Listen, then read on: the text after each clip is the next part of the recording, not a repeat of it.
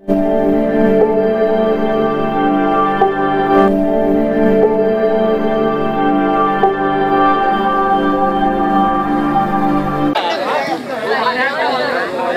সাহেব, এই শয়তান জাফর খাঁর কোন অনুসন্ধান আপনি পেয়েছেন? না জাহাপনা, চতুর্দিকে গুপ্তধন পাঠিয়ে দিয়েছি, কিন্তু এখন পর্যন্ত কোনো অনুসন্ধান পাওয়া গেল না। হুজুর সাহেব, আমি আপনাকে একটা কথা বলতে চাই। আমার কন্যা কুসুম তারা আমার বন্ধু কাদের বাদশার একমাত্র ছেলে প্রেম কুমারের হাতে তুলে দিতে চায়। আপনার কন্যা মহামালাকে আমার একমাত্র পুত্রবধূ করে নিতে চায়। বলুন হুজুর সাহেব, আপনার কোনো অমত আছে কিনা? আপনার কথা শুনে আমার মনটা যে ভরে উঠল।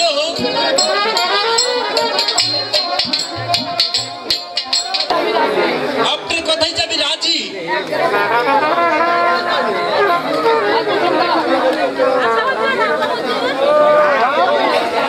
দেখুন আব্বা হুজুর, আমি কাকে সঙ্গে করে এনেছি।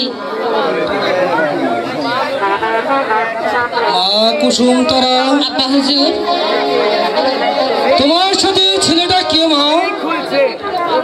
আমি তো ঠিক চিনতে পারলাম না।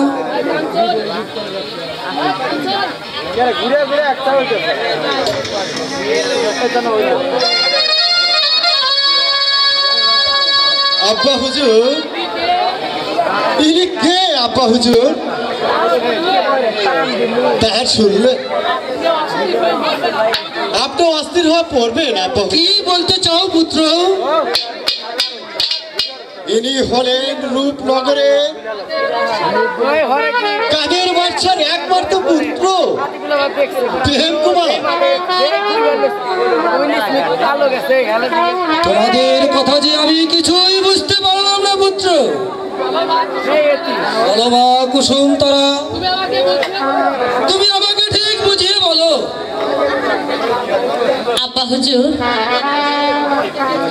আমি গিয়েছিলাম ওই নদীর ঘাটে গোসল করতে, কিন্তু সেখানে গিয়ে আমি শুনি কে যেন পানি পানি বলে চিৎকার করছে।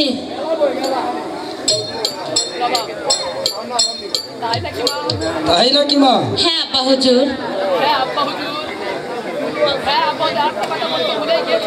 আরেকটি কথা আপনাকে বলতে আমি ভুলে গিয়েছিলাম আব্বা হুজুর। যখন আমি ওই নদীর ঘাটে গিয়েছিলাম, তখন তখন একদল ডাকাত আমাকে আক্রমণ করেছিল আব্বা হুজুর।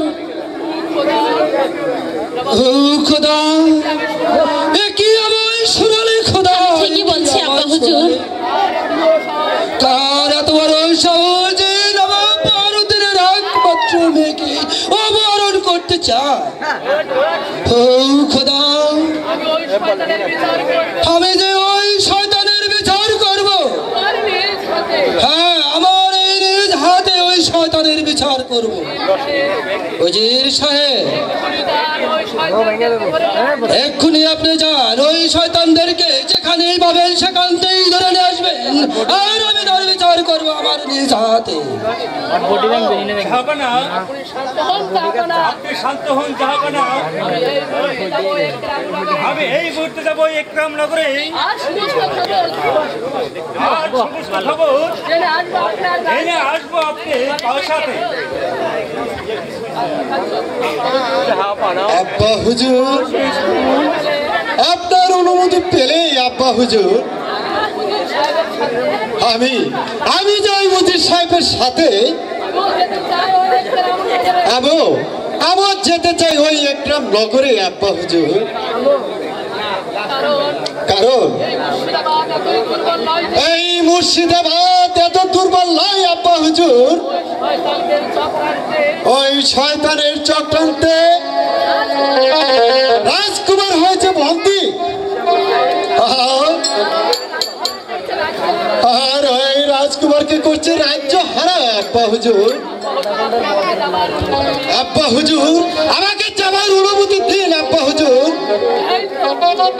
এই তো পীরের মতো কথা বলেছে পুত্র, তোমার কথা শুনেছি আমার ধন্য হয়ে গেল। এই তো নবাব বাহারুদ্দিনের একমাত্র পুত্র তুমি। হ্যাঁ বাবা, তোমাকে যে আমি যাবার অনুমতি দিলাম। আব্বা হুজুর, না যাব না, এদের কি আপনি যেতে দিবেন না? যাব না, আপনি যে যেতে দিবেন না। এই তুমি কি বলছো রাজকুমার? তোমার কথা যে আমি কিছুই বুঝতে পারলাম না বাবা।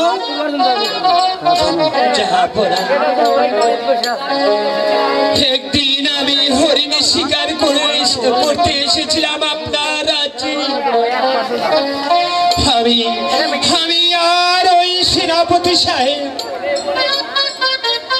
এই বনে বনে ঘুরতে ঘুরতে যখন আমি অনেক দূরে চলে এসেছি জাহাপনা, তখন যে আমি সেনাপতিকে হারিয়ে ফেলি জাহাপনা। আর তখন ওই মোরে চিৎকার শুনতে পাই। আমি সেই চিৎকার শুনে ওখানে গিয়ে দেখি ওই রাজকুমারীকে অপহরণ করে নিয়ে যাচ্ছে এক দল ডাকাত। আর সেই ডাকাত আর কেউ নাই জাহাপনা, ওই সেনাপতি যাবে। কে সেনাপতি যাবে? আমি ইজ্জতের ভয়ে আপনাকে বলতে সাহস পাইনি জাহাপনা। আপনি আমাকে ক্ষমা করুন জাহাপনা, আপনি আমাকে ক্ষমা করুন। বাবা ভেঙে পড়বে না জাহাপনা, আপনি আমার পিতা মাতাকে বাঁচান জাহাপনা, আমার পিতা মাতাকে বাঁচান। নইলে যে আমার পিতা মাতা ওদের হাতে বন্দী হয়ে থাকবে, হুজুর, ওদের হাতে বন্দী হয়ে থাকবে।